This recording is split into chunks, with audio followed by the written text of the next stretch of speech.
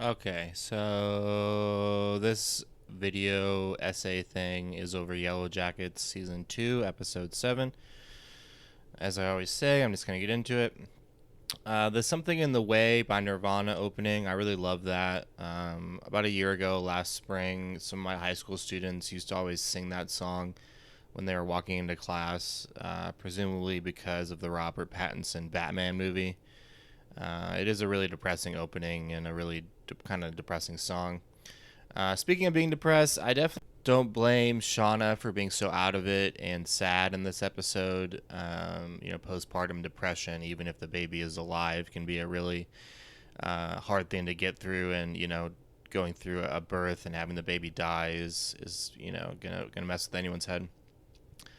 This is a bit, maybe a bit nitpicky, as some of you have commented that I can be nitpicky, but the snow has never looked more fake on this show. I noticed that a lot this episode. I definitely think an animal is gonna eat Shauna's baby if that's it's not buried very well. It's just some rocks on top of it. I think that that's gonna come back to bite her in the ass. And then Van saying, "What is the intention exactly?" Adult Van has all the best lines, and she has all the best facial expressions. That was said whenever they were. Lottie was talking about it being an intentional community. I used to think that Natalie was going to kill herself by the end of the season or somehow die by the end of the season, but she seems to have actually made progress in this episode. Things are kind of looking up for her. Ty and Van are already kind of acting like a couple early in the episode, which is a bit of foreshadowing for stuff that happens later. Misty seems to have really bought into the cult's BS already, which is a little bit surprising. Although Misty is shown to really want to be a part of groups and to really need community. It'd be really hard for me to give up my phone, to be honest. I know that a lot of us feel the same way about our phones, that we use them as kind of crutches and stuff. I was kind of confused about why Shauna is so convinced that she would have to kill the goat. I mean, her mind seems to be always be on murder and killing, which kind of makes sense given her history, but is kind of weird to me. I did notice that everyone in the cult is pretty good looking, which is not the most realistic thing, but I don't know, it's a TV show. I did kind of question what Coach Ben isn't ready for, because his boyfriend says he's not ready. Maybe he's not ready to die. I don't know. Maybe he's not ready to go on with his life. I also was confused about what was the imaginary phone call that Ben's BF got. What was that? What was that phone call about and stuff? I did initially while I was watching it, I thought it might be that it was a fantasy Ben was having about not going on the trip, and then the boyfriend found out about the plane crash. I don't know. Ben's boyfriend does look very 90s though in his outfits and the way he looks. Both Ben and Jackie heard the "We all love you" thing before their experiences with death and near death, which is interesting to think about. Um, the most authentic guidance comes from within. I love that line. It was kind of an amen sister moment for me.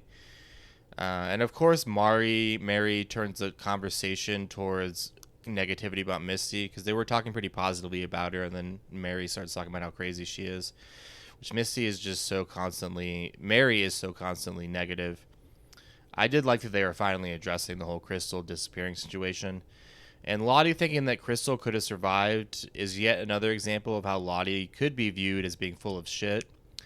And then I found that awkward conversation where the two girls were talking about how they wanted to eat Crystal, what neither of them really wanted to say it. They're both really fucking hungry.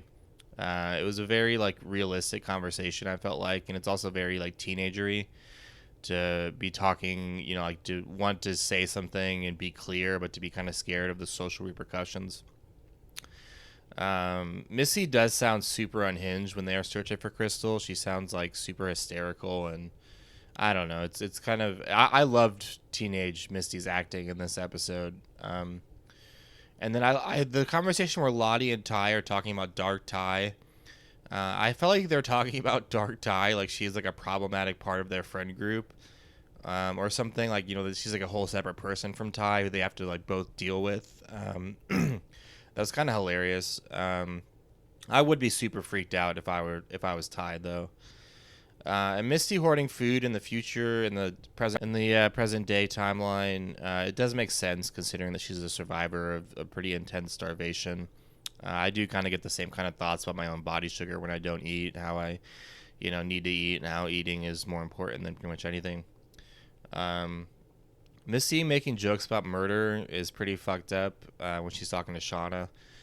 You would think that she would handle it with a little bit more delicacy and not kind of show her hand as much. And Shauna lying about Adam attacking her it's fairly within character for Shauna. Nothing is ever Shauna's fault. She's constantly making excuses for herself. I would never call a serial killer to their face. I'd be pretty scared of Misty if I were the girls.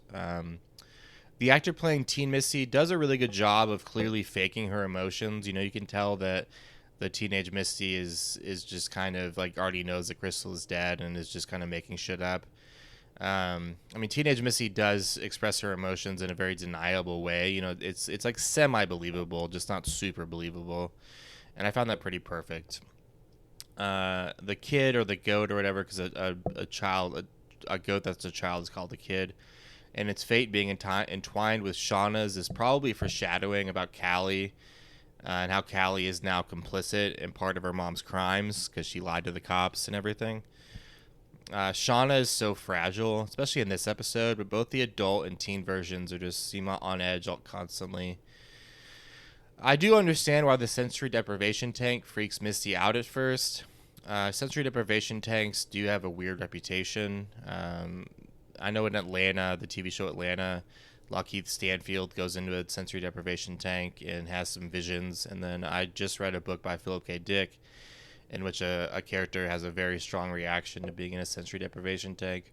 I want to try. I was so interested in trying out a sensory deprivation tank. I got on Groupon and actually bought an appointment next week for a sensory deprivation tank.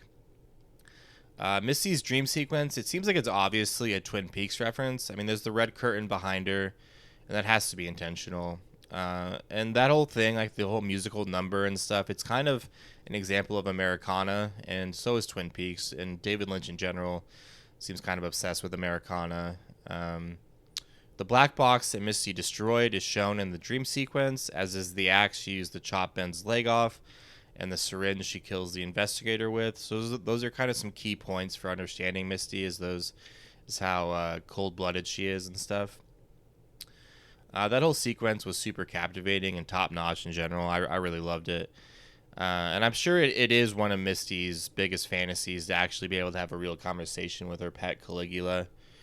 And the question Misty asks about how people perceive her it's very key to understanding her character. She's constantly looking for acceptance and love, and really needs community and really needs to be a part of a group. And of course, Walter in the dream sequence uses a Garfield phone because he's such a silly guy.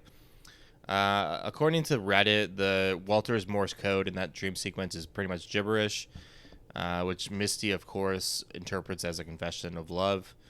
And Misty's phone call to Walter after that is so fucking unhinged. The whole "no, you hang up, no, you hang up, no, you hang up" thing. Can you get any crazier than that?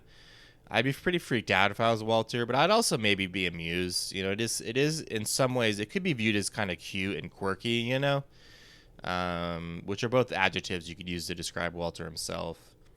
And I did think that maybe something ate Crystal, maybe those wolves that attacked the group and van. I was surprised she wasn't where she fell, considering it had been a blizzard, and you'd think that a lot of the predatory animals would be hibernating or just kind of waiting out the storm. It is pretty chilling that Coach Ben can't bring himself to kill himself and that he needs Misty to kill him. It's also telling that he knows that Misty would kill him or would be capable of killing him. The whole high-calorie butt meat thing is super funny. And Misty blackmailing Coach is also pretty funny. Ben seems to have kind of come to terms with who he is over the course of the season. And as the one adult in the group, he would have to feel pretty goddamn lonely, you would think. I did question if Misty saying she can't have another death on her hands come back to bite her in the ass. It seems like almost a confession of guilt on her part. And Ty taking off her wedding ring and then hanging with her ex, Van, is pretty fucked up. Her wife is still in the hospital. She left her kid at home. It was super easy to see Ty and Van hooking up coming, but it's still super fucked up that Ty would do that. I guess you could view her and Ty and Van's connection as deep and meaningful, but it's still pretty fucked up. I know it was a pretty common theory, but I did kind of call that Van had a terminal illness. I did question who was watching Sammy, and poor Sammy, is he still stuck at the school? What's going on with that? One of his moms is in the hospital, and his other mom ran off. It was easy to see it coming that Lottie's psychiatrist isn't real. I didn't call it really myself. I did point out how unrealistic it was. That's not the same. It still freaked me out that the psychiatrist turned into the Antler Queen, though. It was a bit of a jump scare for me. And then the whole "does a hunt that have no violence feed anyone?" That's a really cool phrase, and that phrase will definitely come back into play this season and in the future. Natalie trying to be like a lieutenant cult leader is a pretty sharp turn for her, especially when you think about how she was as a teen, like so anti-supernatural stuff, and how she was last season. I mean, she does probably have a lot of experience with the language of therapy, which Lottie does play with, and that kind of stuff from rehab. And Lottie does go from being really freaked out to partying with the others really quickly. I'm not sure how realistic that was. Misty seems to not realize that her and Walter departed on bad terms. Whenever she's talking about how like they're basically together with her friends. And Van saying, "Does he know?" and Ty saying, "So where does he go to prison?" Those are both pretty funny. Natalie's line, "Well, he wasn't goth when we fucked," is pretty funny. And of course, Misty wants to reminisce about the wilderness. That was when she felt most useful and actually part of the group. I do wish we could have figured out what she was remembering, as the summer is in the future for the teens. They only spent one summer in the wilderness. We haven't actually seen what that summer entails. Shauna's line, "If I'm repressing things I don't know about, I'm fine with that." That is very Shauna, and it's also very human as well. The adults all dancing with one another was great to see. It's nice to see them being such good friends and enjoying themselves for once. I could see it turning bad and evil, but we'll see. I'd be pissed if I were Van and the others were making howling wolf noises, given she still has the scars from the wolf attack. I did kind of question why did Van and Ty break up in the first place. I do think we'll get some more about that by the end of the show, if not by the end of the season. And everyone making a circle while Shauna beat the shit out of Lottie. That was a very high school moment. It was also chilling and hard to watch. There's so much great sad music from the 90s, just kind of in general. I mean, not even just on this show. Just the 90s were a great time for sad rock music. I do hope that they use the song The Freshman by the Verb Pipe at some point. Shauna beating the shit out of Lottie is definitely foreshadowed by Misty's Steel Magnolias monologue from the baby shower. And Lottie's face was super hard to see. Not like hard to see as in difficult, but just like it was like difficult for me to watch. At least she's still alive, but she's definitely going to have a concussion and maybe some broken bones. If we didn't know that Lottie was still alive in the adult timeline, I would assume she either died from Shauna fucking her up or died in the wilderness for another reason. Jeff does a really terrible job of acting calm when he's talking to Shauna.